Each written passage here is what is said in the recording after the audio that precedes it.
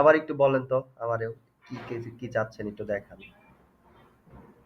আচ্ছা, আমি চাচ্ছি যে দেখেন এই আমি যে পাশের ট্যাবে আছে হোম দেখেন ট্যাব। দেখেন আমি এই যে প্রোডাক্ট ম্যানেজারে গেলাম, হ্যাঁ, হ্যাঁ। আসলাম। এই যে যে দুইটা প্রোডাক্ট, হুম। এটা দুইটাই সেম প্রোডাক্ট, এখানে হ্যাঁ। আরো প্রোডাক্ট আছে, বাট হুম। আমি বোঝানোর জন্য আমি দুইটা প্রোডাক্ট এখানে আপলোড করে রাখছি। হুম। ঠিক আছে, তো আমি এই দুইটা প্রোডাক্ট সেমি প্রোডাক্ট, শুধু কালারটা ভিন্ন। হ্যাঁ। সাপোজ ধরেন যে আমি এই প্রোডাক্টটাই গেলাম, হ্যাঁ। আমার কাস্টমার আমার এই প্রোডাক্টটাই ঢুকলাম লিংকে, হুম।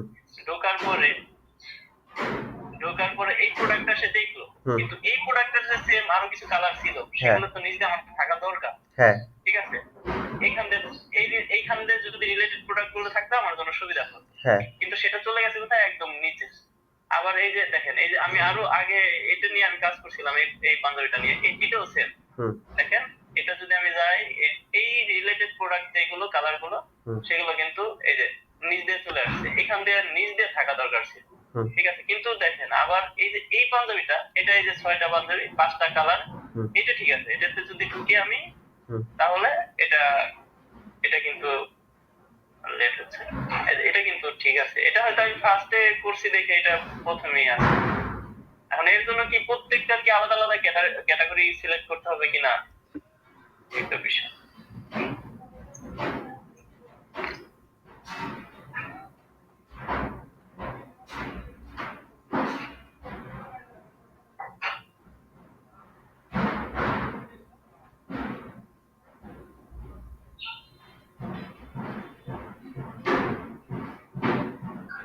এই পাঞ্জাবিটার সব ঠিক আছে বললেন, তাই না? হ্যাঁ, মানে এটা হয়তো আমার এখন সিরিয়াল ওয়াইজ হয়ে গেছে। ঠিক আছে, এটা হয়তো আমি ফার্স্টে আপলোড করেছিলাম, এই জন্য প্রথমে থাকে, বাট পরবর্তীতে এই যে যেগুলো আমি আপলোড করি ওইগুলো লাস্টে চলে যায়। ঠিক আছে,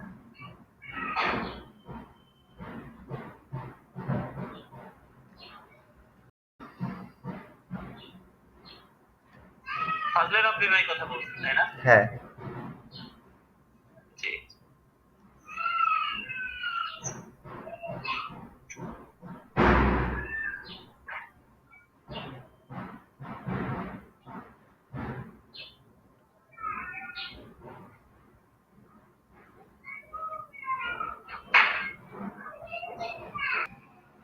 সম্ভবত এক ক্যাটাগরির মধ্যে দিলে এগুলা একরকম আসবে। এগুলা কি পাঞ্জাবি?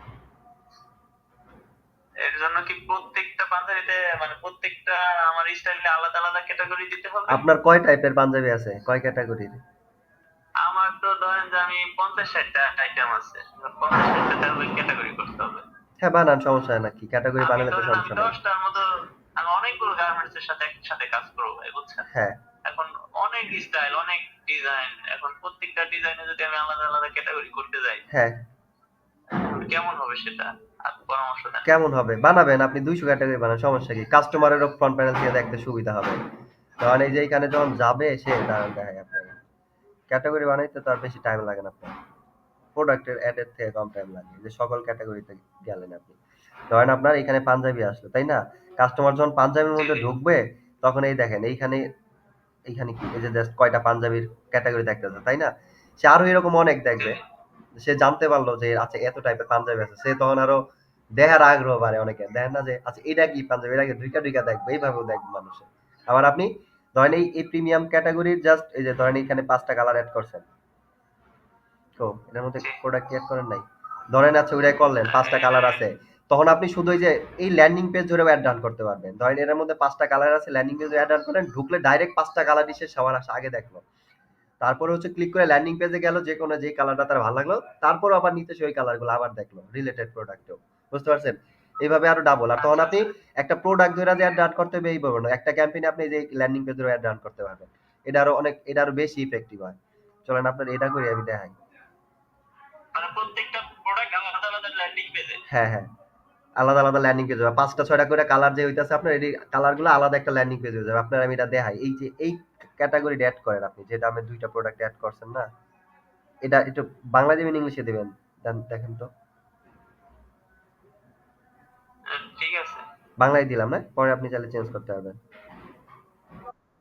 আচ্ছা। নাকি ইংলিশে লিখবেন, লিখে ফেলান,